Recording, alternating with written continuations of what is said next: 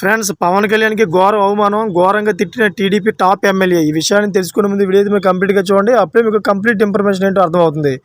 అదేవిధంగా చాలామంది వీడియో చూస్తున్నారు కానీ సబ్స్క్రైబ్ చేసుకోవడం మాత్రం మర్చిపోతున్నారు. దయచేసి సబ్స్క్రైబ్ చేసుకోండి. సబ్స్క్రైబ్ చేసుకోవడం వల్ల నేను చేసే ప్రతి ఒక్క అప్డేట్ మీరు ముందుగానే పొందగలుగుతారు.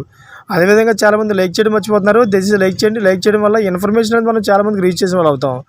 ఇంకా లేట్ చేయకుండా వీడియోలోకి వెళ్ళిపోతాం. ఫ్రెండ్స్, ఆంధ్రప్రదేశ్లో కొత్తగా ఎన్డీఏ కూటమి ప్రభుత్వం ఏర్పడింది. సీఎంతో పాటు కేబినెట్ మంత్రుల పదవి ప్రమాణం, అదేవిధంగా బాధ్యతలు స్వీకరించే కార్యక్రమం కూడా ముగిసింది. అంతా సవ్యంగా సాగుతున్న సమయంలో టీడీపీ ఎమ్మెల్యే, మాజీ మంత్రి తాజాగా చేసిన కామెంట్స్ ఇప్పుడు రాజకీయాల్లో హాట్ టాపిక్గా మారాయి. అయితే రాజకీయంగా అనేసార్లు శాసనసభకు ఎన్నికైన ఈ వృద్ధ నేత తనకు ఈసారి కేబినెట్లో అవకాశం దక్కలేదనో అసంతృప్తితోనే ఈ విధంగా కామెంట్ చేశారని రాజకీయ విశ్లేషకులు చెప్పుకుంటున్నారు.